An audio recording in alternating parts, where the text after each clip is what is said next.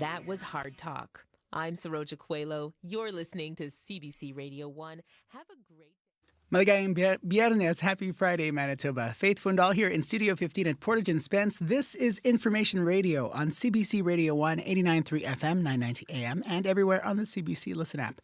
Lots to come on the program. We'll talk about what's going to be here in a moment. First, though, let's head to your CBC Winnipeg local news desk. And Heather Wells joining us. Good morning. Good morning. Well, Manitobans who need home care are bracing for bad news. Home care workers represented by the MGEU and CUPE could go on strike next week. The workers say wages and working conditions have to improve. We're going to hear from Manitoba Possible, a nonprofit providing programs and services to people who have disabilities. The CEO there expects to see a significant impact on their clients. And a Palestinian group in Winnipeg says police presence at events marking the first anniversary of the Israel-Hamas war makes them feel safer. Winnipeg police say they will monitor large gatherings ahead of the October 7th anniversary, including a weekly pro-Palestinian gathering tomorrow and also an event at the Asper Jewish Community Campus tomorrow. I'll be back with more Manitoba news coming up at 6:30. All right, thanks very much. You're welcome. Heather Wells from your CBC Winnipeg local news desk. Kevin Nipatabo is Nipatabo. Sorry, Kevin. I'm going to get it right, I swear. Is our streaming producer. Good morning, and hello to the folks watching on our CBC Manitoba YouTube stream on YouTube. Abby Adiemi is our tech producer. Corey Funk, our studio director. Of course, Heather Wells on your CBC Winnipeg local news desk. Expecting a mix of sun and cloud this morning for Winnipeg with a southerly wind, high of 17 degrees. With that wind chill, though, it'll feel more like -4. And for this evening, partly cloudy skies and a low of 12 degrees. We'll give you a full look at your forecast still to come. In our first half hour of the program, hundreds of people from the business community and law enforcement are gathering at the Retail Secure Manitoba Summit this morning with a big focus on retail safety and security. Stay tuned for that conversation first up. Also, in our first half hour, the maker of the popular game Fortnite has added new parental controls. We'll hear if this move will work or if there are better options for families. That's coming up here on Information Radio on CBC Radio 1, 89.3 FM, 990 AM, everywhere on the CBC Listen app and on YouTube as well. And shortly to be on CBC Television. Stay tuned. World Report is next. Q with Tom Power. When Kelsey Grammer walks down the street, he gets a lot of folks yelling out, "Hey, Frasier," but he gets it. The success of that show made Kelsey and his character almost synonymous. Kelsey will tell you how close he got to his character Frasier Crane and finding a new family with his castmates. For the first time in my life, I can say that Frasier Crane wants for nothing. That's coming up on Q, followed by Commotion with Elamine Abdel Mahmoud on CBC Radio 1, the CBC Listen app, and everywhere you get your podcasts.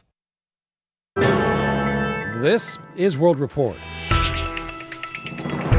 Good morning, I'm John Northcott. We begin in Tehran and a rare public appearance by Iran's supreme leader. کاری که نیروهای مسلح ما کردن کمترین مجازات. With crowds chanting death to Israel, Ayatollah Ali Khamenei held Friday prayers this morning. This as his country inches closer to all-out war with the Jewish state. Khamenei says that Muslim nations have one common enemy, calling on the faithful from across the region to join in the fight. He says the attacks on October 7th were legitimate, as, he adds, were Iran's attacks on Israel. Meanwhile, in Lebanon, there is rubble on the ground and thick black smoke in the sky over Beirut. More Israeli airstrikes hit the city suburbs overnight. The IDF says it was targeting Hezbollah's intelligence headquarters. In nearby communities, residents say they had a sleepless night. The strikes were very heavy. One strike came close to Beirut's international airport, and Israel's military also targeted an area near Lebanon's border crossing with Syria. Lebanon's transport minister says that the ministry has cut off a road that's been used by hundreds of thousands of people to flee the bombardments. Yesterday, the IDF accused Hezbollah of smuggling weapons into Lebanon via the crossing. Canada is chartering flights to Lebanon to bring stranded citizens to safety, but those plans are leaving Beirut with hundreds of empty seats. Foreign Affairs Minister Mélanie Joly gave reporters an update yesterday at the Francophonie Summit. The CBC's Rafi Boudjikanian was there, and he joins me now from Paris. Rafi, what did Joly say? John, the Foreign Affairs Minister is urging Canadians to get out to Rafik Hariri International Airport. The government began booking seats on commercial flights so that some of the 45,000 Lebanese Canadians, permanent residents, and immediate family members can leave. More than 650 seats booked on flights on Thursday, 900 over the next few days. But Mélanie Joly says there has been very little uptick. At this point, not all seats are all taken by Canadians. So please, as things are becoming more dangerous across Lebanon, including in Beirut, please take that seat. Rafi, Lebanon is participating in this summit. How is that affecting the agenda? Well, it is taking up a big part of the conversation. Because of the fighting in Lebanon, it has not sent its top officials here. The Prime Minister and Foreign Minister are not in France. But Joly is expected to meet Lebanon's Information Minister while she's here and met her French counterpart this morning. Both Canada and France are among the countries still hoping for a ceasefire between Israel and the militant group Hezbollah. John? CBC's Rafi Boudjikanian in Paris. Thanks, Rafi. You're welcome. Security is being beefed up on Parliament Hill during the first week of the House of Commons' new session. There were multiple confrontations between protesters and MPs. Now the Ottawa police are taking action. Let's go to Janice McGregor in our Parliamentary Bureau. Janice, what's being done? John, CBC News has obtained a letter from the Sergeant-at-Arms for the House of Commons. That's the person in charge of MP's security on the Hill. And it was written to Pam Damoff. She's a Liberal MP who's been very open about the harassments and threats she and her staff receive, how it makes her feel unsafe coming and going and doing her work as a public representative, particularly as a woman in politics. The atmosphere outside West Block the first week Parliament returned was tense. But in response to specific incidents, some videotaped and posted online, the Parliamentary Protective Service has now established what it's calling a secure perimeter around the West Block. That's where the House of Commons is while Hill renovations continue. There are more constables visible, available to intervene now, and to help MPs move around without further incidents, the public can no longer access two entrances to the Hill where protesters were most active last month. And they've made new federal funding available now to Ottawa's police service, which is setting up a new unit in the coming weeks, a Parliament District Detachment, they're calling it, to keep watch over the surrounding blocks, which are also full of government offices and places that MPs stay while they're in Ottawa. But they sit just a bit beyond the jurisdiction of Hill constables. So, Janice, is all of this making a difference? Well, there continue to be regulars that we've noticed in and around the Hill ever since really the convoy protest in 2022. But protesters haven't been as numerous, as noisy, or as aggressive this week as they were the week the House first reopened after summer break. Hard to say, though, whether that's a result of stepped-up security, the negative attention maybe that some protesters received, or whether they may reorganize and return. Janice McGregor in Ottawa. Thanks, Janice. You're welcome. Representatives from Global Affairs Canada will be interviewed at today's Commission of Inquiry into Foreign Interference. The senior official's testimony comes as the federal inquiry probes the methods and means of detecting and countering foreign meddling. The hearings, scheduled to continue through October 16th, are focusing on the practices of key agencies as well as the experiences of diaspora communities. The number of people killed by Hurricane Helene has surpassed 200 as rescuers keep looking for survivors. A helicopter in North Carolina delivers aid to small mountain communities cut off by devastating flood damage. More than half the deaths so far are in that state. Helene battered the U.S. southeast last week. Hundreds of people are still missing. Helene has now become the deadliest mainland hurricane in the U.S. since Katrina. That storm in 2005 killed more than 1,800 people. U.S. presidential hopeful Kamala Harris was campaigning in Wisconsin yesterday.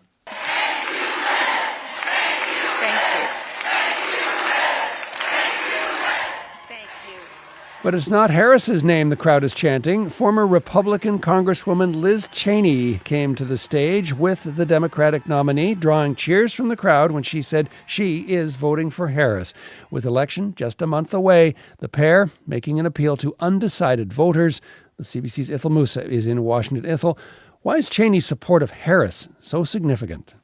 This is not the first time Kamala Harris has been endorsed by a Republican, but former Congresswoman Liz Cheney is by far the most prominent one. She is the daughter of staunch Republican Dick Cheney, who served as vice president under President George W. Bush. Liz Cheney is also the former co-chair of the House committee that investigated the insurrection at the Capitol on January 6th. At yesterday's rally in Wisconsin, she told supporters the former president can never be trusted with power again. Donald Trump was willing to sacrifice our Capitol to allow law enforcement officers to be beaten and brutalized in his name and to violate the law and the Constitution in order to seize power for himself. I don't care if you are a Democrat or a Republican or an independent. That is depravity. So, Ithel, in campaigning with Cheney, it appears Harris is trying to appeal to Republican voters. What can you tell us about that? Yeah, Harris is hoping to clinch swing states, and wooing anti-Trump Republican voters could help make that happen. During this campaign, Harris has spoken more openly about issues that matter to American conservatives, like gun ownership and immigration. Although she supports gun control measures, she admits to being a gun owner, which could appeal to those living in rural communities where gun ownership is more common. Last Friday, Harris traveled to Arizona to visit with patrol officials at the U.S.-Mexico border. Immigration is a top issue for Republican voters. Harris is calling for more punitive measures for people crossing the border illegally, and her visit last week was meant to show that she supports border security. Ithel Musa in Washington. Thanks, Ithel. You're welcome. And finally. Hi, I'm Bruce Springsteen. Friends, fans, and the press have asked me who I'm supporting in this most important of elections. The Boss, the latest musician, going public with his endorsement of a U.S. presidential candidate. Springsteen says he supports Kamala Harris for president. He says he's doing it during what he adds is the most divisive moment in history for the U.S. since the Civil War. And he had these words about the Republican presidential candidate. Donald Trump is the most dangerous candidate for president in my lifetime. Springsteen says Trump does not understand what it means to be deeply American. He joins the ranks of Taylor Swift, Billie Eilish, Stevie Nicks, Cardi B, and many more coming forward with their support of Kamala Harris. On the other side of the aisle, Kanye West, Jason Aldean, and Kid Rock have supported Donald Trump's bid for the presidency. Suicide machines sprung from cages on Highway 9, chrome wheel fuel injected. And that is the latest national and international news from World Report. I'm John Northcott. This is CBC News.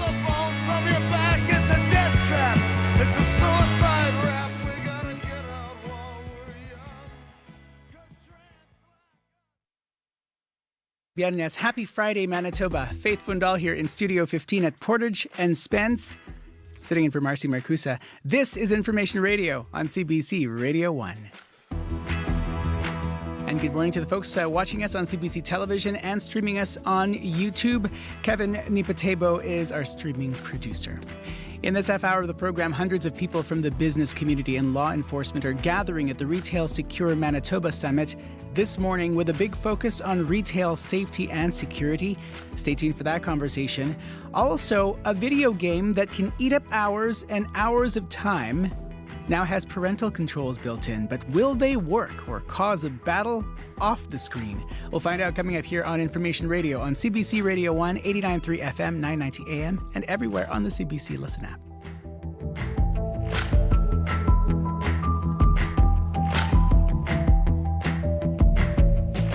Let's head to your CBC Winnipeg local news desk. Heather Wells joining us with a look at news headlines. Good morning. Good morning.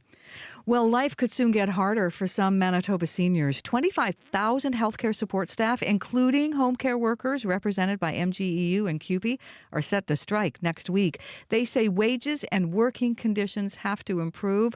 We're going to hear from one senior who relies on home care every day and worries about the impact a strike will have on her life.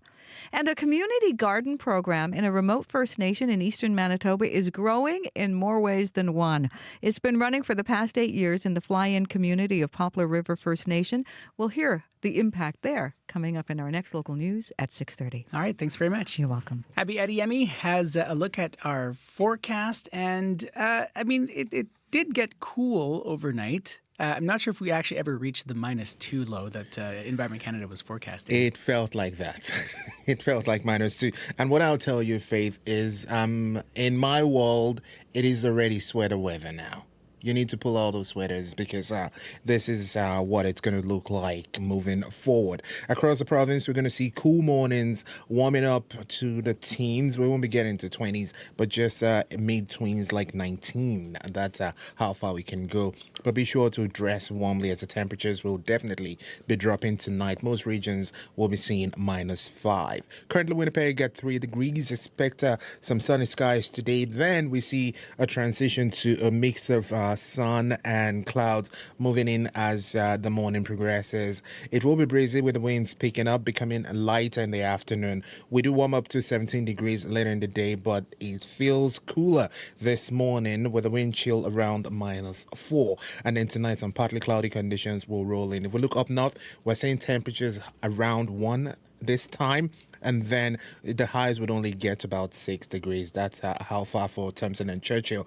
While down south, the southern regions will enjoy sunny conditions and the temperatures will only get near 19 degrees. Currently, Brandon is at -4 and Steinbach is at 0.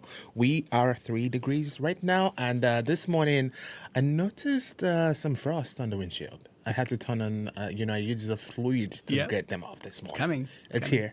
It's here. Sorry, it's here. It's here. All right, thanks very much. Thank you. Corey Funk, the commute, I imagine it's not too busy so far. Yeah, not too busy so far. A little chilly out there. For the first morning, I didn't wear socks and sandals, which was a great call. Yep.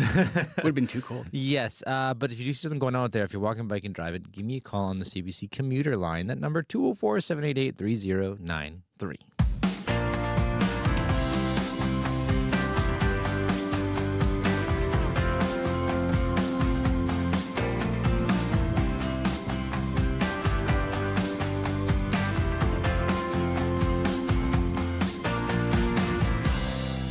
14 minutes after 6 o'clock here on CBC Radio 1, I'm Faith Fundal. It's no secret that Winnipeg has been dealing with a retail theft problem.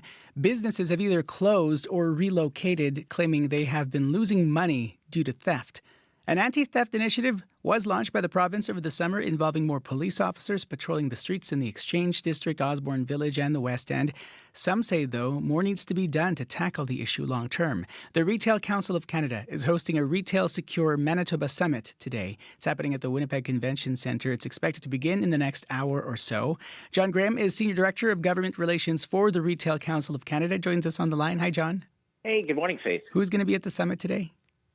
Oh, it's so often we have great retailers have great conversations with police in isolation, governments in isolation, but the whole objective here is to bring all of the key people into one room. So we'll have everything from small and large businesses, but police services from across the province, private security, prosecution, different governments, unions, a number of community well-being organizations, all that play a role in finding solutions to these safety and security issues. And is this a summit that happens often? Like, how significant is today?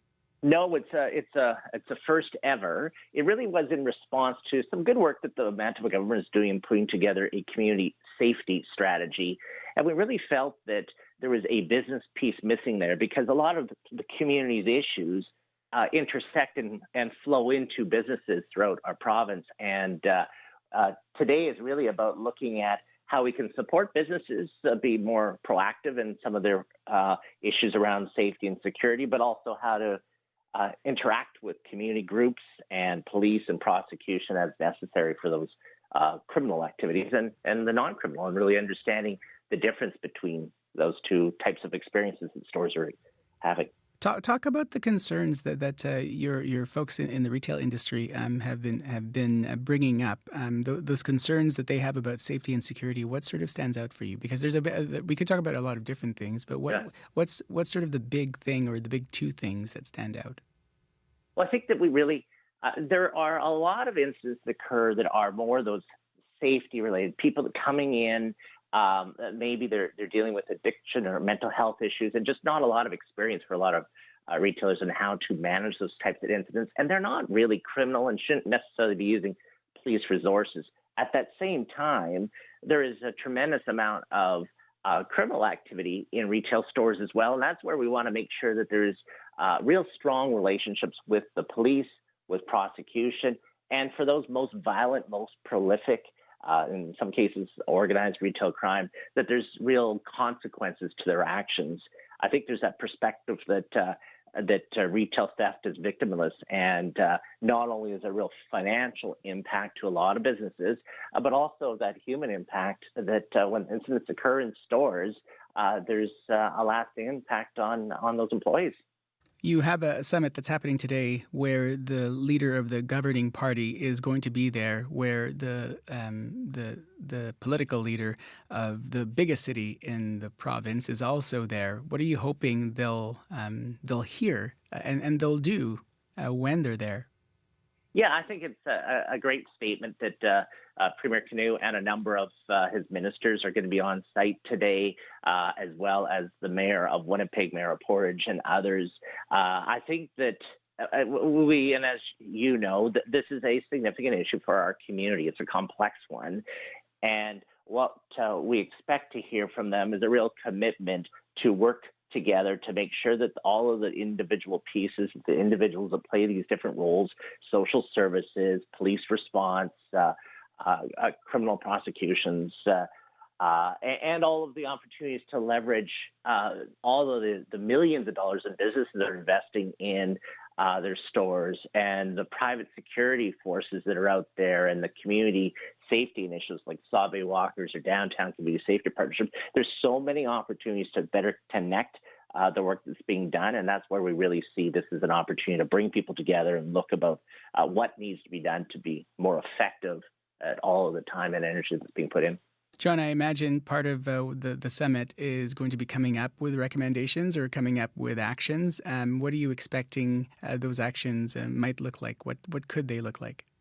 Yeah, Faith, the event is really designed as sort of twofold. One is sort of helping educate businesses, so it's retailers, but also hotels and restaurants and others, on things that they can do within their businesses around de-escalation or proactive environmental design to decrease the risk of safety and criminal activities, and how to work better with community-level responses as opposed to necessarily police, as well as how to, if necessary, work with police, work through the prosecution process.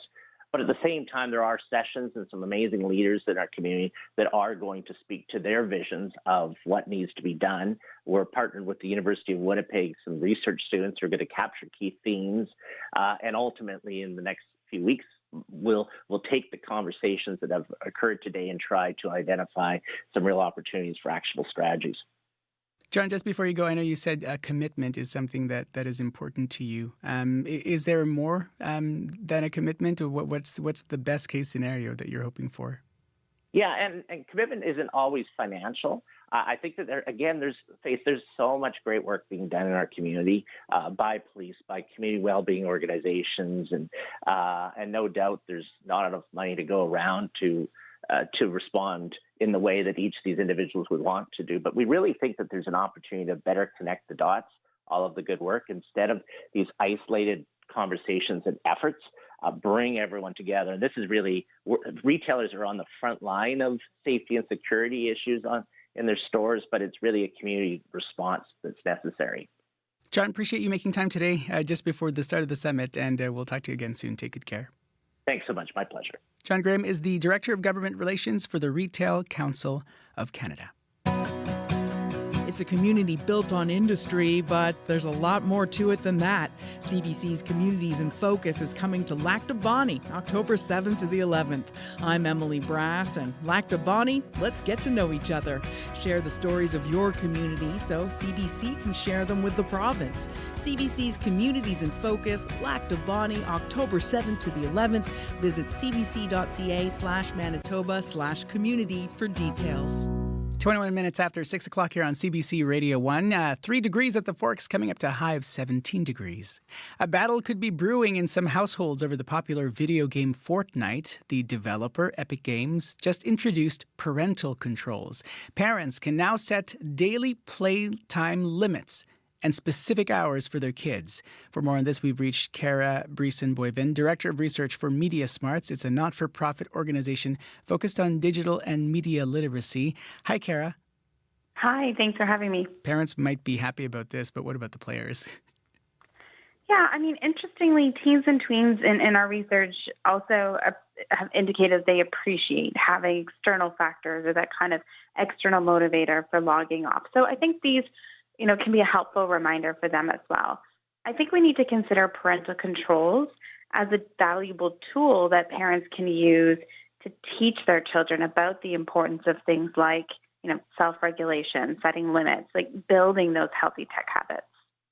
I mean, and so as you sort of look at the data and the feedback that you're getting from folks, why is it then important for parents to set limits on playtime? What are the implications when they don't? Yeah, I mean, I think the importance of setting limits is about building those, it's the building blocks to the healthy tech habits. And we want to, teach children at a very young age about the importance of things like setting limits, about, for example, doing your homework before you, engage in, gameplay, so that they become healthy, self-regulating adults. So I think, again, these are tools, and I think that it's really important to have, conversations about them, and so that we can all sort of, benefit from the boundaries and the structure that we need to sort of implement around our device use. Our kids, tweens, preteens, are they not having those conversations? What's your sense of why this is a feature that now exists? Yeah, well, I think it's for a couple of different reasons. One, I mean, we certainly can be having this conversation more often, I think, especially with older teens. Our research shows that including them in the conversations about setting household rules it makes it significantly more likely that they are going to abide by those rules and self-impose the rules. I think the other factor, though, that's really important to mention here is that, the design of a lot of, the games or other sort of social experiences we might have online. And, there is value to these games in terms of socializing with peers, in terms of, some educational and cognitive benefits. There is value to, just having some time for entertainment and leisure. But with everything, we must, find balance. And I think, again, it's really important to mention that these games are often designed to bring us back to them. And so one of the most, problematic features of game design is what we call the stickiness factor. Games like Fortnite build in rewards for things like coming back every day. They randomize rewards like loot boxes. And these are the features that can make it really hard for especially young children to log off or disengage. And so we think it would be really valuable for, developers like Epic Games to consider limiting the reward systems for especially younger users. This could be another parental control feature that they could consider. Whenever we think about creating controls, folks often will find ways around it. Do you think that's something that might be a concern? Yeah, absolutely. There's always, the opportunity for especially, teens and tweens to sort of circumvent and navigate these controls. And that's why I think it's all the more important that, these controls are used in conversation about why we're using them. We really want to, teach young people about the value of striking that balance, about the value of, setting limits, also about, having conversations about why it is we're engaging in gameplay, for example, and what is it that they get out of it. And so one of the best things that parents or caregivers can do is play the game with your child, have these conversations while you're playing the game. What is it that you get out of this game? What do you find most beneficial? Because sometimes it's about helping the young person in our life figure out if they're in the right space to get the benefits that they want to, for example. So it's a way to start the conversation. Kara, thank you for the time today. Take good care. Thanks. Kara Breeson-Boyven is Director of Research for Media Smarts, a not-for-profit organization focused on digital and media literacy. We're at 26 minutes after 6 o'clock. You're on CBC Radio 1. Some time now to play this song from Winnipeg singer-songwriter Chris Ulrich. This is Friends on the Internet.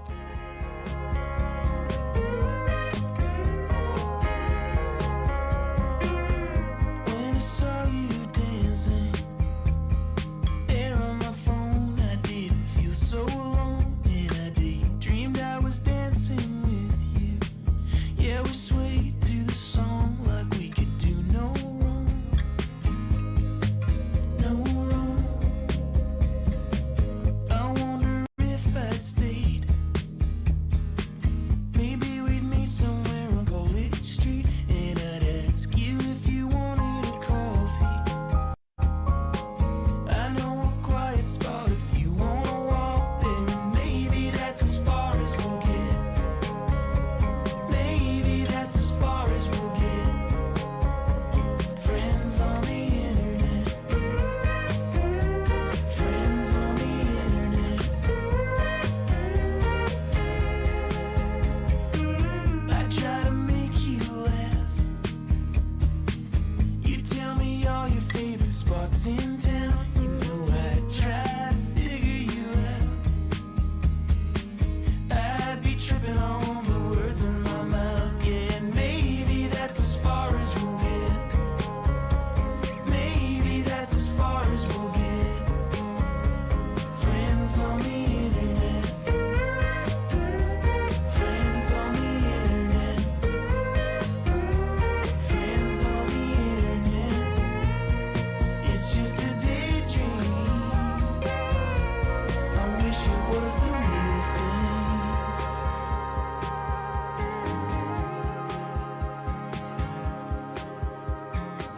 We share a bottle of wine.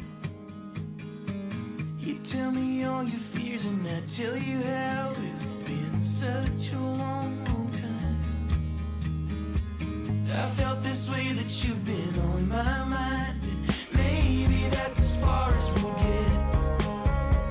Maybe that's as far as we'll get. Oh, maybe that's as far as we'll get. Friends on the internet. Friends on the internet. Friends on the internet. Friends on the internet. Friends on the internet. That is Chris Ulrich from Winnipeg with Friends on the Internet. You're listening to Information Radio on CBC Radio 1, 89.3 FM, 990 AM, and everywhere on the CBC Listen app. Lots to come here on the program. We'll hear hear from Crystalie Ramlakan from your with the Business Report coming up in our next half hour. Also, it's been nearly a year since the October 7th attack on Israel. We're going to reflect on this somber anniversary when we speak with CBC correspondent Sasha Petricek in Jerusalem. That's coming up in our next half hour of the program. Stay tuned for that. If you have any issues on your commute, call our commuter line 204-788-3093, 204-788-3093. We'll let you know here on the program in our next half hour. Stay tuned for that. Hello to the folks watching us on CBC Television and on YouTube. We'll have more to come after your CBC Winnipeg News. This is CBC News. Good morning. I'm Heather Wells in Winnipeg. At 6:30, it is 3 degrees. Don't let this chill fool you, though. Friday warms up in Winnipeg. A mix of sun and clouds this afternoon, southerly breeze, and a high today of 17.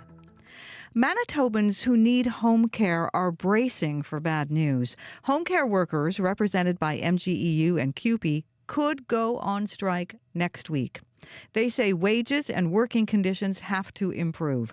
Manitoba Possible is a nonprofit providing programs and services for people with disabilities. CEO Lindsay Brooke expects to see a significant impact on her clients' daily lives if there is a strike. We do know that a lot of caregivers have to step up. People, their loved ones, their family and friends, they have to rely on that. And usually the people accessing home care supports don't want to have to rely on family and friends to meet their basic needs. It can be quite strenuous and straining on a person's support network. If 25,000 healthcare workers walk off the job on Tuesday, it would be the second largest strike in Manitoba's history. Some people in Winnipeg's Jewish community say they feel reassured after police outlined plans for the first anniversary of the October 7th attacks on Israel. Winnipeg police say there will be patrols and officers will monitor major gatherings, including one at the Asper Jewish Community Campus. Gustavo Zentner at the Center for Israel and Jewish Affairs expects the gathering will be peaceful and hopes a more heightened police presence won't be necessary. This is lamentable that we in Canada require so much police presence when a community will gather to pray, to show solidarity. It certainly takes away from other ongoing activities and other police work. Police say local events related to the war have put some strain on resources, and police also thank organizers on both sides, Jewish and Palestinians, for refraining from holding counter-protests. To the Middle East now, and Israeli airstrikes overnight across the suburbs of Beirut.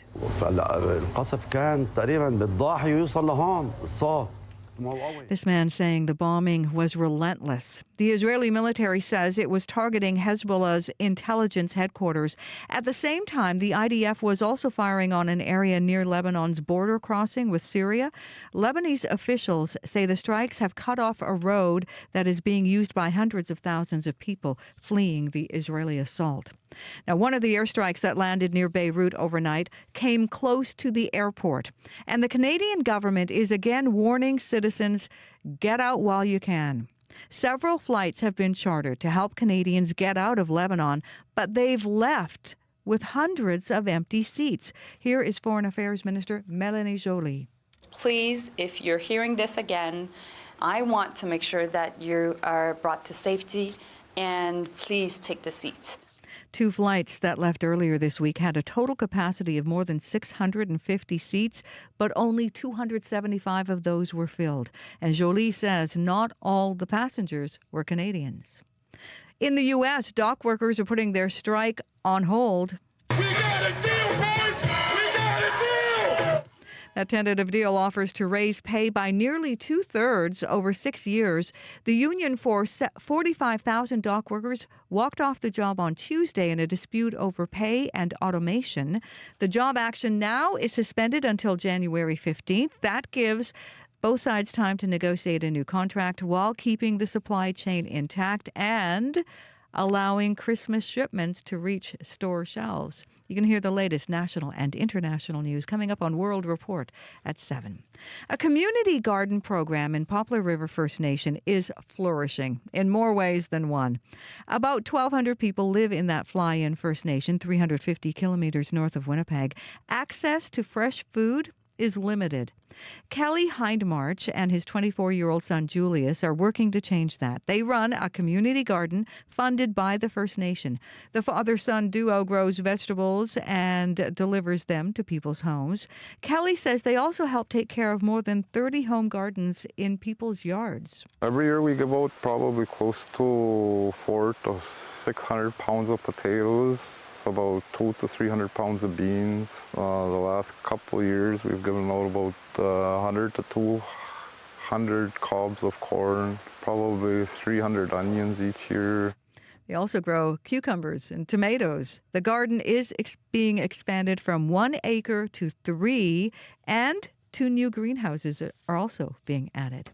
You can read more on this story on our website this morning, as well as find other Manitoba news. Just head to cbc.ca/Manitoba. All right, thanks very much. You're welcome. Heather Wells from your CBC Winnipeg local news desk.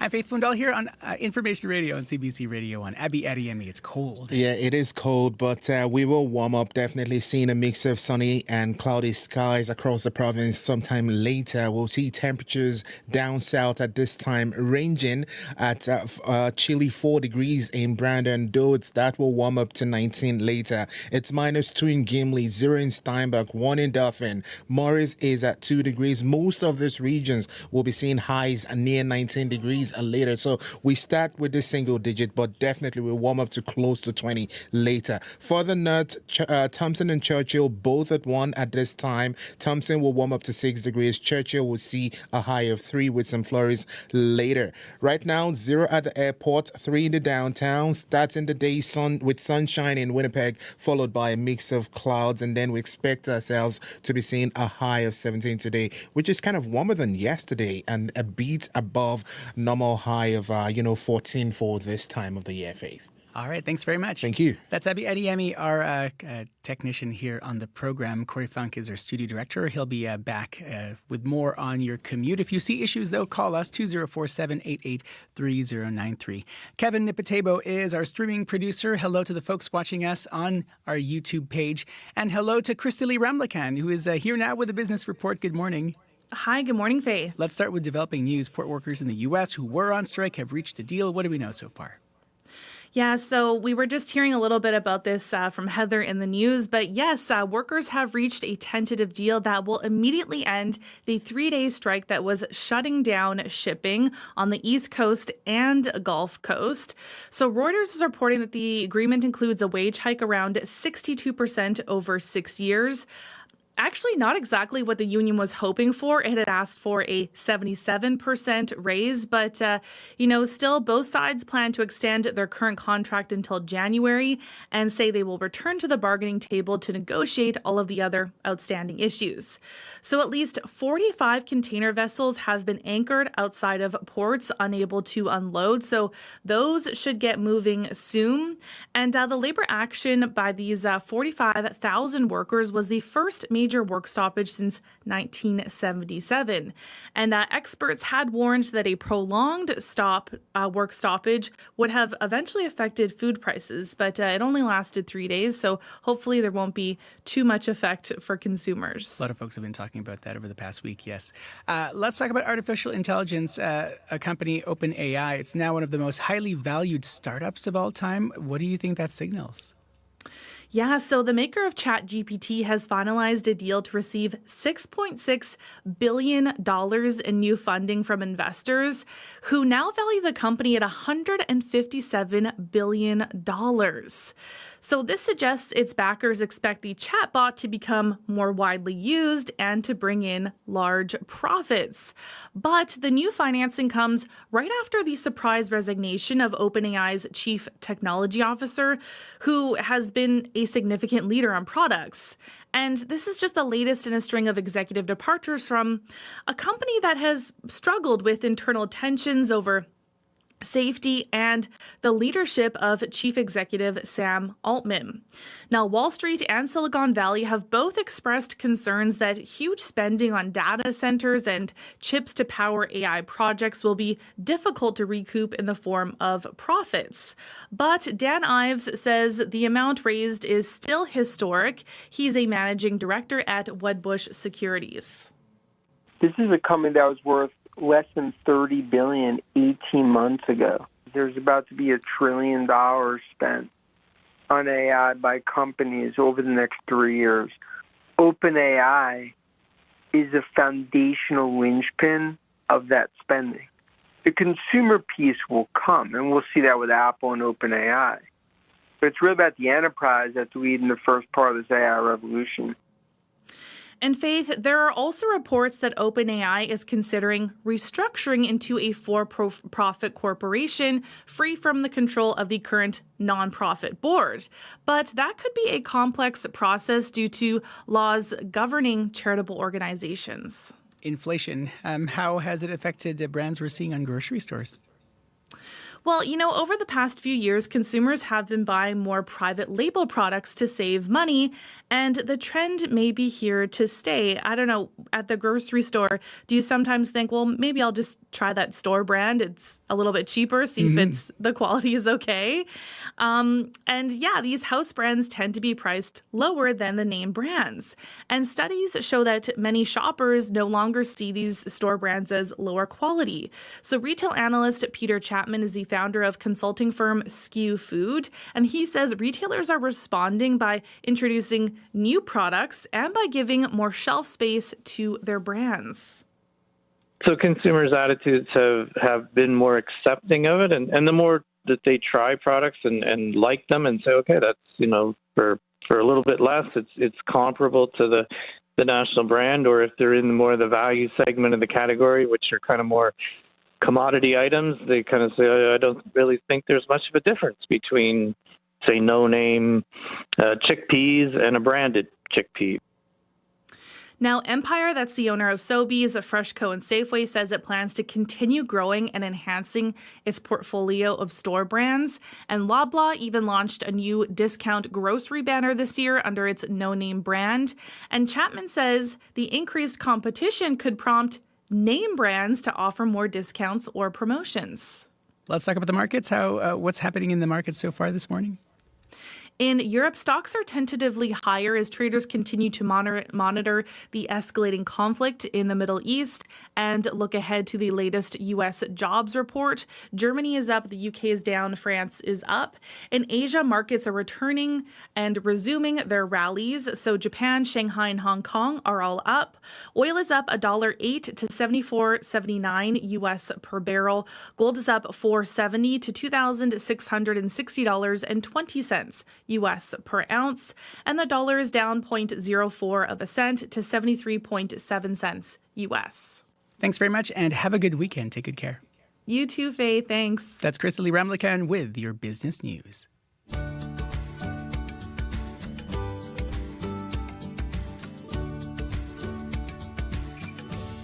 Coming up to 6:43 here on Information Radio on CBC Radio 1. Still to come, the CBC's Sasha Petrusik joins us for a look at the events of this past year since the Hamas attack on Israel on October 7th.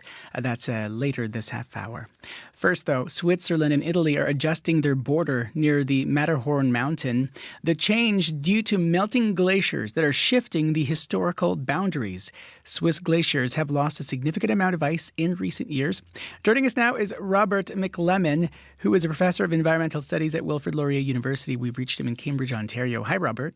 Good morning. Explain these glaciers. What are they?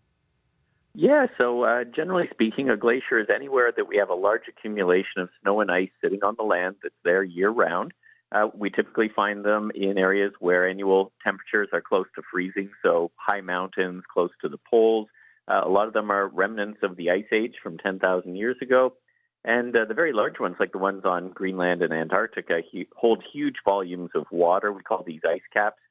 For example, in Greenland, if all the ice on Greenland were to melt, sea levels would rise by 7 meters. Now, fortunately, that's not going to happen anytime soon. But and out on the prairies, for example, a lot of the water that's in rivers like the Saskatchewan River at this time of year is a result of snow and ice melting out of the mountain. So they're very significant on the landscape. And so when you look at climate change, what impact has climate change had on glaciers then? Is it melting all of them? Is that the concern? Yeah, pretty much around the world. And since the 1950s in particular, glaciers around the world are shrinking. And it's due to this continuing increase in average temperatures around the world. So the summers are getting warmer and longer. So the melts are longer and more significant. And the winters are more compact, and there's not enough time for glaciers to add to their mass through snow and ice. And it's expected that if we continue on the path we're on, about half of our mountain glaciers around the world may disappear by the end of this century. I'm trying to visualize this in my head. So as glaciers melt, how might that change international borders or even territorial claims?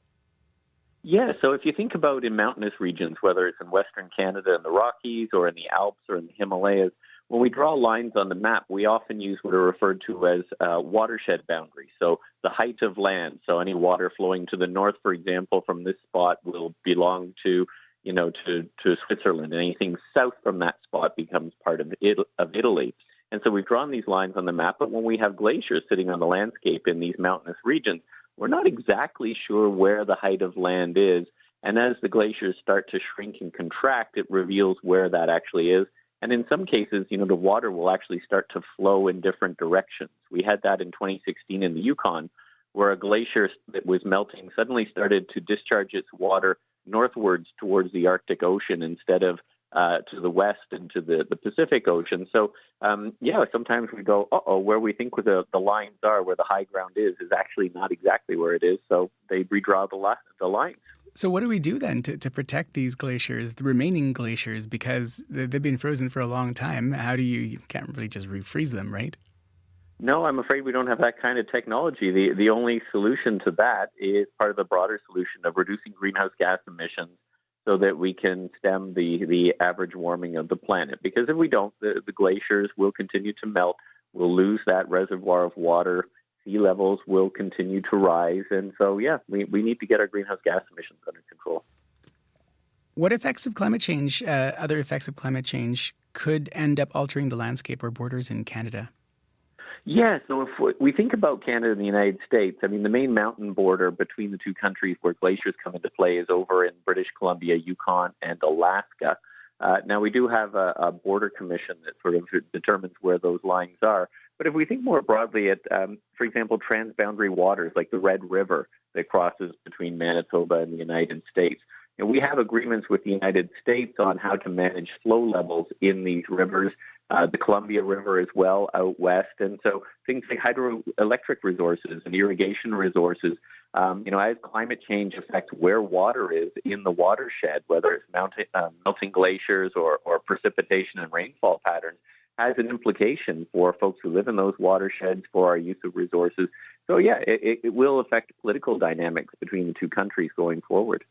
Robert, it's always good to chat with you. Thanks very much, and happy Friday. Take good care.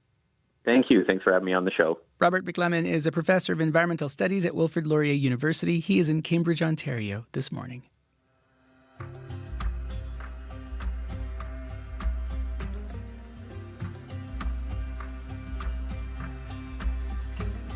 When the lights go out and the dark rolls in, when your body's bruised and you just can't win, when you scream out loud but you have no voice, you had a dream, now you have a choice. Remember your name,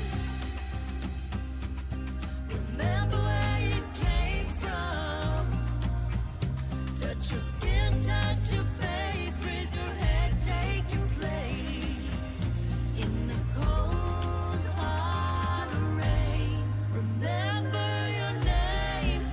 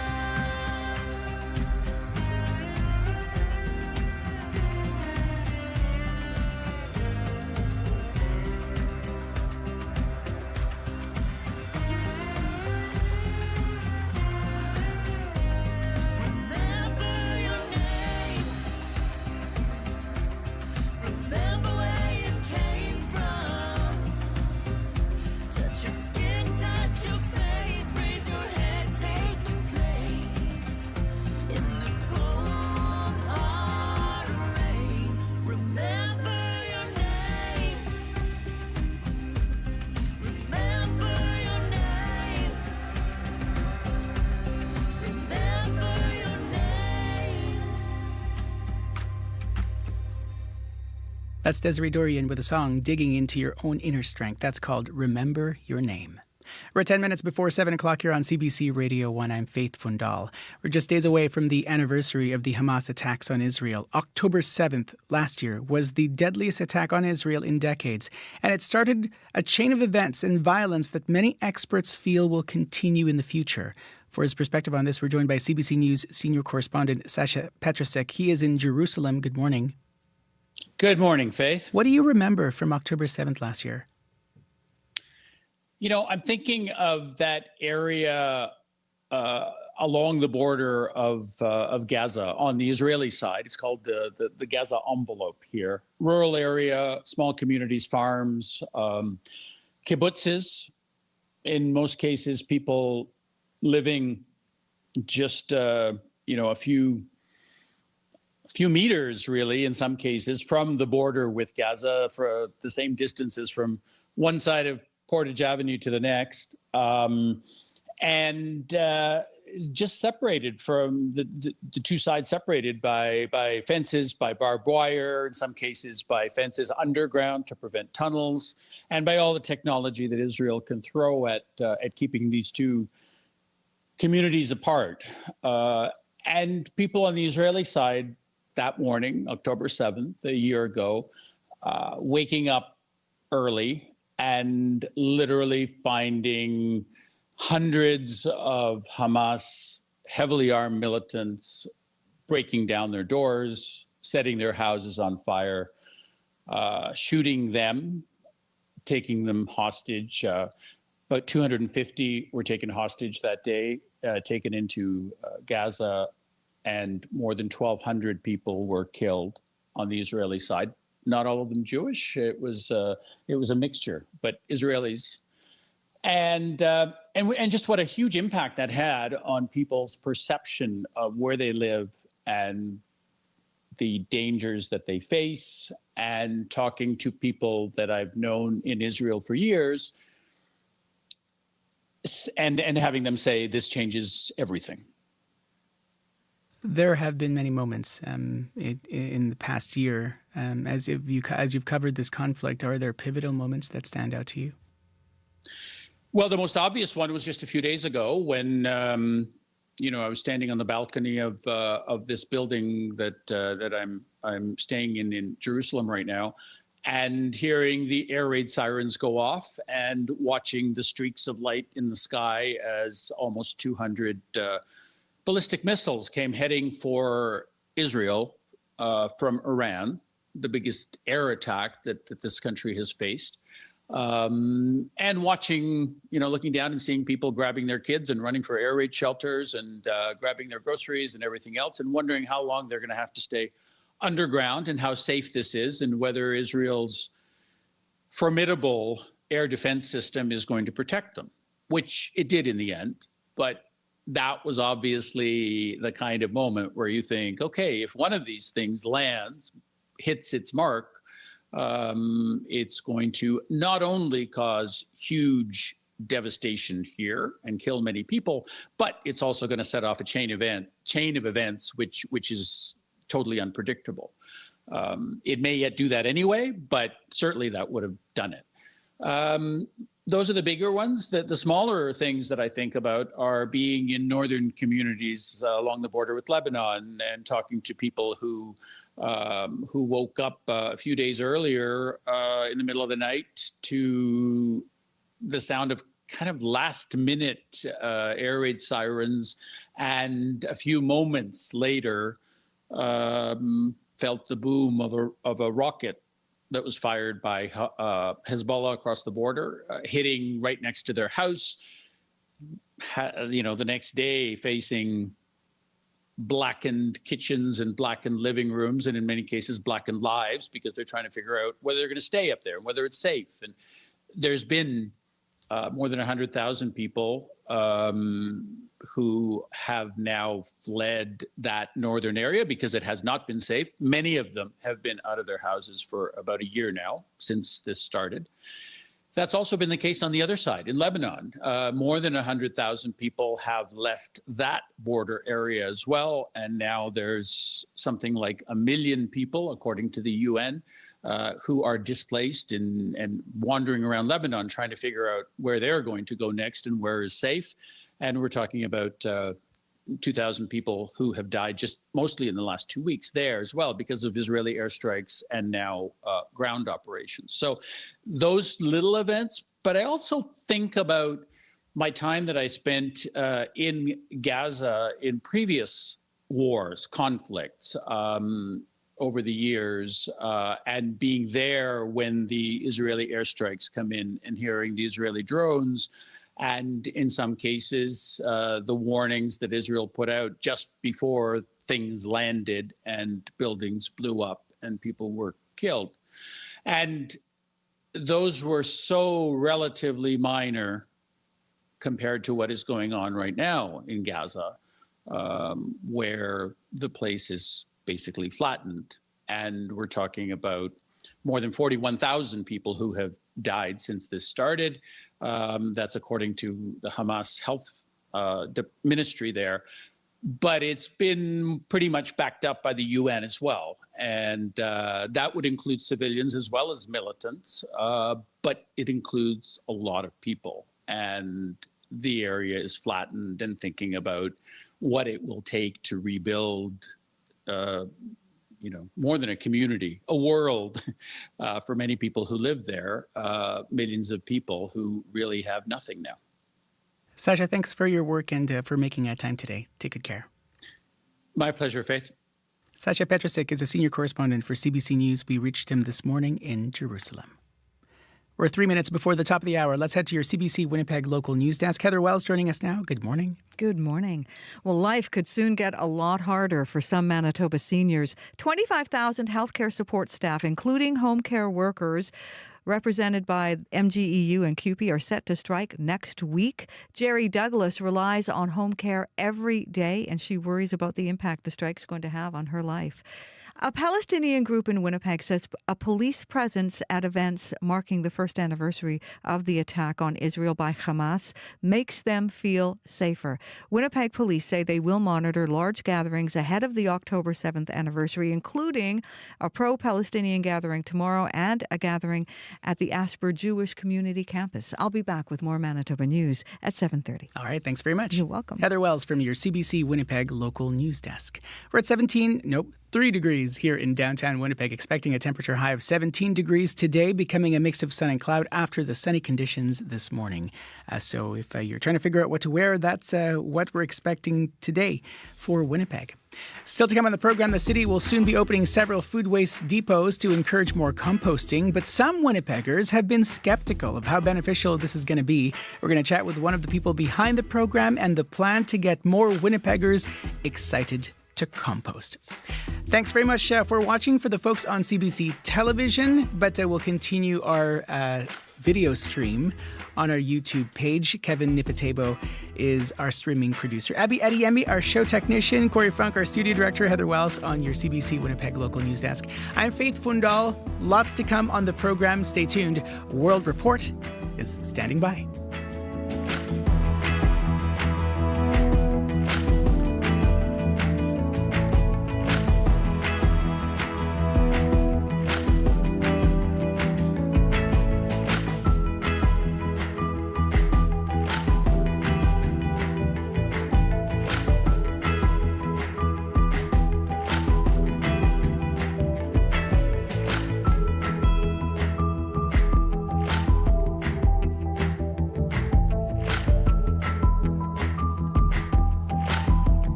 Today on The Current. It's expression. It's my canvas to express myself differently.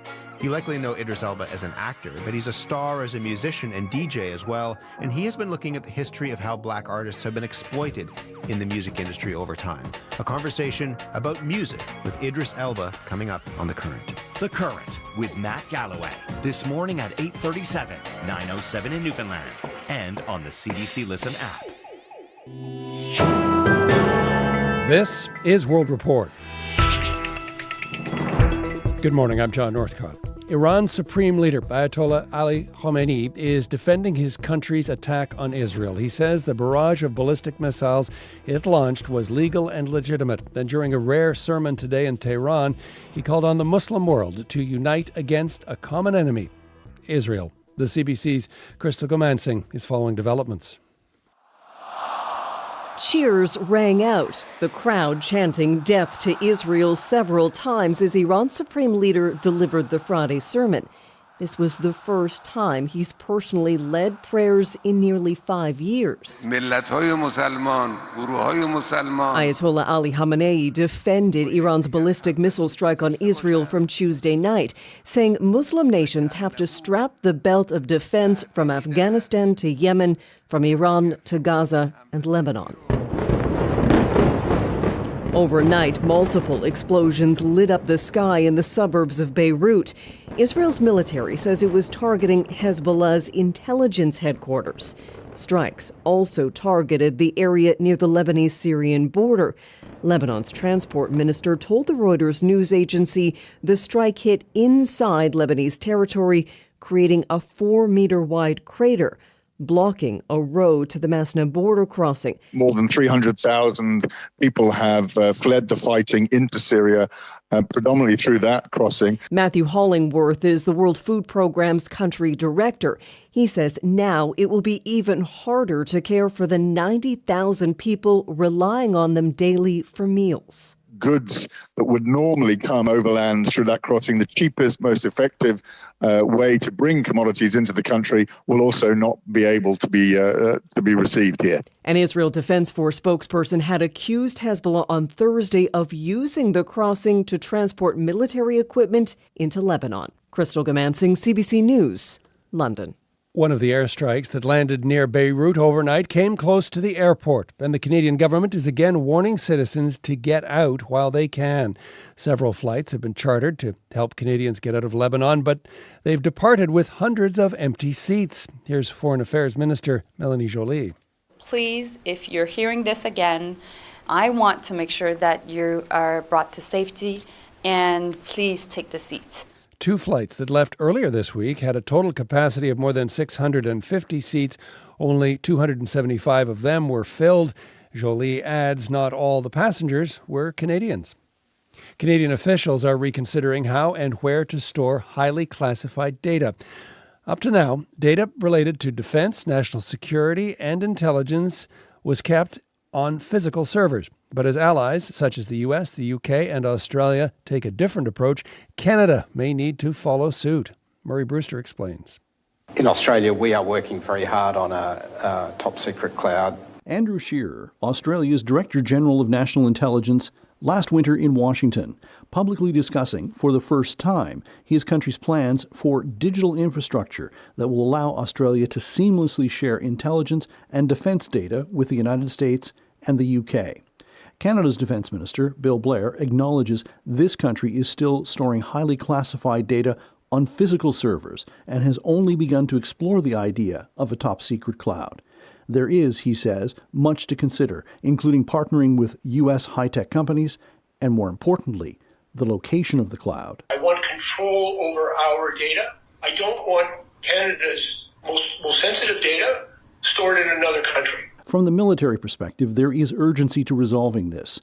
New jet fighters, drones, and frigates will vacuum up vast amounts of data, more than the physical servers can handle. And then there's the aspect 3 of Canada's vital intelligence partners, who are already cooperating under AUKUS, are now able to share information more easily. Canada wants into AUKUS. The absence of a secret cloud makes that more difficult. Daniel Araya is an expert in artificial intelligence and defense. I don't think we're taken seriously. Araya says Canada has only started consultations on a government-wide cloud strategy, and it could be years before there's a decision. Murray Brewster, CBC News, Ottawa. Security is being beefed up on Parliament Hill during the first week of the House of Commons' new sitting. There were multiple confrontations between protesters and MPs. Now, police are taking action. Let's go to Janice McGregor in our Parliamentary Bureau. Janice, what's being done? John, CBC News has obtained a letter from the Sergeant at Arms for the House of Commons. That's the person in charge of MP's security on the Hill. And it was written to Pam Demoff. She's a Liberal MP who's been very open about the harassments and threats she and her staff receive, how it makes her feel unsafe coming and going and doing her work as a public representative, particularly as a woman in politics. The atmosphere outside West Block the first week Parliament returned was tense. But in response to specific incidents, some videotaped and posted online, the Parliamentary Protective Service has now established what it's calling a secure perimeter around the West Block. That's where the House of Commons is while Hill renovations continue. There are more constables visible, available to intervene now, and to help MPs move around without further incidents, the public can no longer access two entrances to the Hill where protesters were most active last month. And they've made new federal funding available now to Ottawa's police service, which is setting up a new unit in the coming weeks, a Parliament District Detachment, they're calling it, to keep watch over the surrounding blocks, which are also full of government offices and places that MPs stay while they're in Ottawa. But they sit just a bit beyond the jurisdiction of Hill constables. So, Janice, is all of this making a difference? Well, there continue to be regulars that we've noticed in and around the Hill ever since really the convoy protest in 2022. But protesters haven't been as numerous, as noisy, or as aggressive this week as they were the week the House first reopened after summer break. Hard to say, though, whether that's a result of stepped-up security, the negative attention maybe that some protesters received, or whether they may reorganize and return. Janice McGregor in Ottawa. Thanks, Janice. You're welcome. In the U.S., the number of people killed by Hurricane Helene has surpassed 200 as rescuers keep looking for survivors. A helicopter in North Carolina delivers aid to small mountain communities cut off by devastating flood damage. More than half the deaths so far are in that state. Helene battered the U.S. southeast last week. Hundreds of people are still missing. Helene has become the deadliest mainland hurricane in the U.S. since Katrina. That storm in 2005 killed more than 1,800 people. And in Thailand, that is the sound of a baby elephant as it navigates through floodwaters to join the rest of the herd. Thai authorities are struggling to rescue over 100 elephants, dozens of pigs, and other animals after flash flooding in the country's northern Chiang Mai province. The region has been experiencing heavy flooding since August. Nearly 50 people are dead and thousands displaced. The government of Nepal is trying to repatriate its citizens who were recruited by Russia to fight in Ukraine. It's estimated that hundreds, perhaps thousands of Nepalese men signed up after being promised lucrative jobs. Dozens have been killed, others captured by Ukrainian forces. Briar Stewart has more. Inside a prison in western Ukraine, 22-year-old Pratik Poon and a handful of other Nepalese men have spent months waiting to be included in a potential prisoner swap. They were all captured by Ukrainian soldiers after joining the Russian military. I regret everything, like every movement. Poon says he initially went to Russia to study, but joined the military after learning he could earn the equivalent of 2,800 Canadian dollars a month, money he wanted to send home to support his family. He told CBC News that he thought he would be working in medical evacuations, but after receiving training, he was sent to the front. Nepal's government has now banned its citizens from traveling to Russia on work permits. The country's foreign minister, Arzu Ranaduba, is appealing to men to not try to go via other routes. It's too risky, and it's a war that doesn't really concern you. Sursani Tamang's older brother joined the Russian military, but she told CBC News that she hasn't heard from him in 5 months. She went to a hospital in Kathmandu to provide a blood sample which will be used for DNA testing, a process that the families of other missing men are also going through to try and identify the remains so they can be repatriated back to Nepal. Briar Stewart, CBC News, Kathmandu. And that is the latest national and international news from World Report. Remember, for news anytime, go to our website, cbcnews.ca. I'm John Northcott. This is CBC News.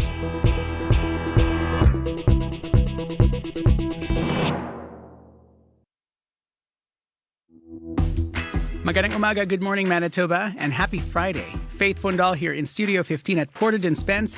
This is Information Radio on CBC Radio 1.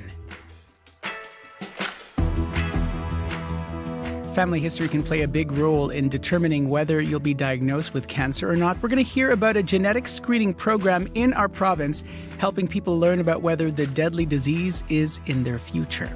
Also, we'll hear from a Manitoba senior who worries about who will help support her in her day-to-day life at home if 25,000 healthcare support workers go on strike. That's in our next half hour of the program. First, though, the city is launching a new food waste drop-off program, including several depots where folks can drop off food waste for composting. The idea is to divert less food waste to the landfill, but will it work? We'll hear from Compost Winnipeg coming up next here on the program. Stay tuned.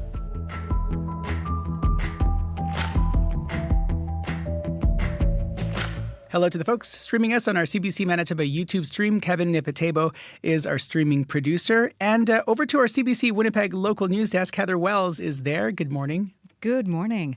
Well, some people in Winnipeg's Jewish community say they feel reassured after police outlined plans for the first anniversary of the October 7th attacks by Hamas on Israel. Winnipeg police say there will be patrols and officers to monitor major gatherings, including one at the Asper Jewish Community Campus and one at the Canadian Museum for Human Rights tomorrow. So we'll hear more about that. Also, a community garden program in a remote First Nation in eastern Manitoba is sowing seeds for a more sustainable future. It's been running a community garden for the past 8 years in Poplar River First Nation, and we're going to take you there in our next local news at 7:30. All right, thanks very much. Welcome. Abby Ediemi, looking at the weather. Yeah, we're seeing a mix of sun and clouds across the province today. The weather will be breezy in most of the regions. We'll see highs ranging from 6 in Thompson to 19 in Brandon, Steinbach, and in the Morris area. Currently 2 degrees in Winnipeg. It's clear outside. It's chilly in Winnipeg. Don't let that fool you. This cold stats will definitely warm up as we get into the day.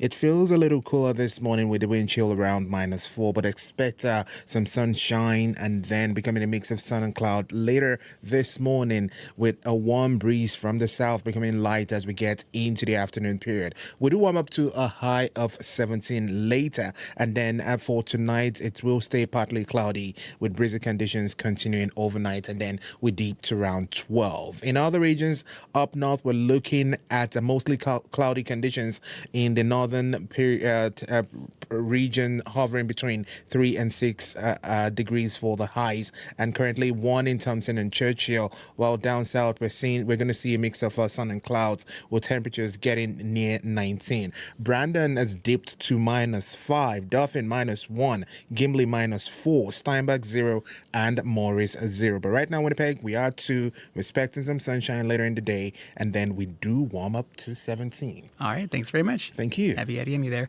Corey Funk, you've been following the commute. So busy, right? Not busy. Big Friday vibes out there on the road today. Haven't heard of any major issues out there, but if you're walking, biking, driving, you see something going on, give me a call on the CBC commuter line. That number 204-788-3093.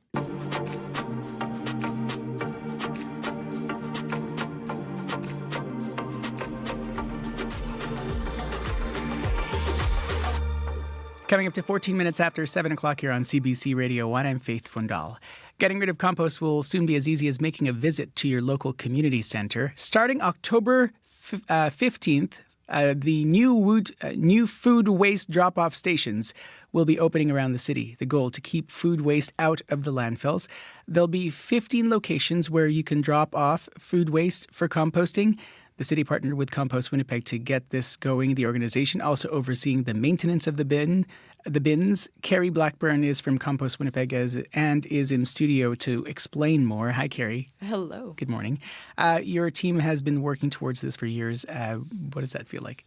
Oh, it's everything I hoped it would be. This is definitely something that's been near and dear to my heart for years, and it's a dream come true. Yes, I dream about organic waste. What's the end goal here? We want to help Winnipeggers learn more about their waste and how they can have a little bit more of a hand in where it goes. When we throw things away, well, we need to ask ourselves, where is away? If it's going into the landfill, it does very different things than if it goes into a compost pile. And so that question that you're hoping people will think about, is that something you're hoping they'll be able to answer because they're actually going to places and putting things in? Totally. And well, when you really think about it, when was the last day you threw nothing away? What we know is since we came Earthside, we produce waste. Now, that waste is more of a resource than a waste product. We need to think about, okay, food as waste has lots of nutrients in it. So thinking about composting it to put that back into the food system. There's a really big picture and we're all a part of it. How does it work? How will this work? Yeah, so all you've got to do as a Winnipegger is save your organics. So that's food scraps and the fruit, vegetables, meat, bones, dairy, and paper products. And then you're going to take it to any of the community compost bins, drop it in, and away you go. We'll take care of the rest. And there's 15 locations, right? There are. How often should folks be dropping off their waste? As frequently as they'd like. You know, you can do it every few days, a week. I, funny enough, don't like taking out my trash, so I actually push it like 2 weeks. But it really comes down to your tolerance. Yeah, it's just one of those tasks you got to do. I know that fruit flies can be problematic for some folks. I know it's something that's come up throughout the summer here. How should people be storing their things and then how do they bring it from the home to these centers? Yeah, so you can use like an airtight container on your countertop to put your compostables in. As that fills up, if it had or has a compostable bag in it, you just tie it up. You can store it in your freezer or your fridge, or we all know refrigerator weather is coming. So you can put it outside in another container until you're going past one of those bins. It doesn't have to be an out of the way thing. These bins are placed in areas where you're already going. What's the tension in all of this? Because we've talked, I remember talking to you about this maybe 2 or 3 years ago, and it was one of these things where you were not sure it was going to happen, but you were hoping for it. How did you get here? What kind of barriers did you have to go through? Well, and I would like to actually thank the West End Resource Centre because they asked us to help them remove some of their on-site compost bins at their community gardens. And then they were like, wait, why don't we turn this into a service where we can actually have the community come?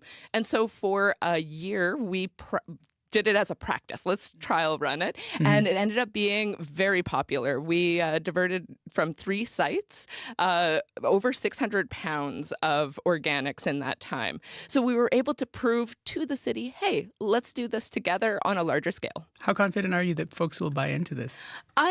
I think there's a lot of people that have been waiting for this. I know we want a citywide program, and that absolutely is coming. This isn't instead of, this is until then.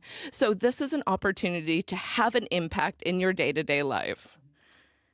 We know the goal is for a bigger plan to address climate change. Have you thought about how what this program, how that might impact that? Yeah, so we know that our landfills are a significant single point emitter of methane or greenhouse gases specifically. So what's creating that is when food waste goes into the landfill, it doesn't have air present. So it's decomposing anaerobically, meaning without air. So this results in methane-producing bacteria making landfills smell bad, having them emit methane and other greenhouse gases, but other things like leachate. Our landfills have runoff that comes through it. So we really need to be thinking of the bigger picture. It's not just, oh, I threw it away. No, object permanence is a thing. Folks will ask, why not a curbside program? It's coming. So we do know that the city has voted yes, and it's coming in 2030. Now, I know people are already like, that's 5 years away. What do you mean? Now, we don't actually have a facility large enough to process all of the organic waste that Winnipeggers produce. So right now we're in the process of having that facility built, but it doesn't mean we can't do something in these 5 years. And of course, that 5-year timeline is trying to be expedited. We're trying to get that done faster. Carrie, thanks for coming in. Nice to chat with you. Thank you for having me. Carrie Blackburn is with Compost Winnipeg. The initiative kicks off October 15th, and you can find more information at the City of Winnipeg's website. That's winnipeg.ca. What happens when 12 Australian students from completely different worlds swap lives? I've only met one Aussie in my whole life. New this month on CBC Gem, The Swap is a bold social experiment that sees communities, cultures, and religions collide. You do what you want to do, it's fine. I'll do me. Will they break down barriers, or will old divisions hold firm? I want to be seen as me and not my hijab. Find out in the 3-part documentary series, The Swap. Watch free on CBC Gem. 20 minutes after 7 o'clock here on CBC Radio 1. Expecting a mix of sun and cloud today. Before that, though, sunny conditions to start the morning off. High of 17 degrees. Right now at the Forks, it is 2 degrees. And we'll still, we have more to come in this half hour. We'll head to your CBC National Sports Desk. And Scott Regier joining us now will join us soon for more on the latest making headlines in sports. First, though, a tune about looking on the bright side from Manitoba's Kendra Kay. This tune is called I'm Good.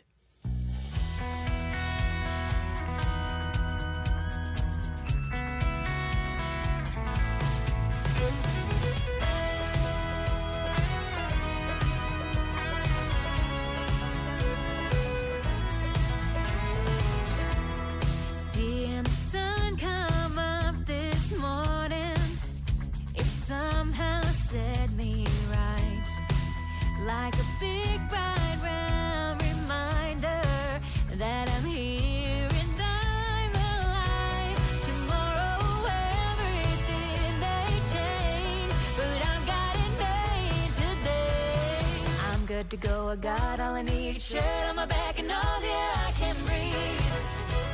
No worries far as I can see. Things could always be a little bit better, but I'm doing better than a whole lot of folks I know. High on home, so answer someone else's prayers, Lord, if you would, 'cause today I'm good.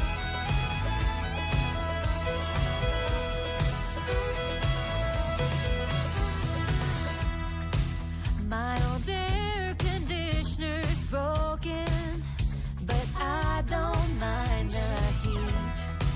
Took a nap with the windows open and soaked up a summer breeze. No rhyme or reason that I know, I just roll with the flow. I'm good to go, I got all I need. A shirt on my back and all the air I can breathe. No worries far as I can see. Things could always be a little bit better, but I'm doing better than a whole lot of folks I know. So answer someone else's prayers, Lord, if you would, 'cause today I'm good. Today I'm good. Even if it rains, let it roll off my back today. Nothing can bother me too bad, 'cause today I'm good.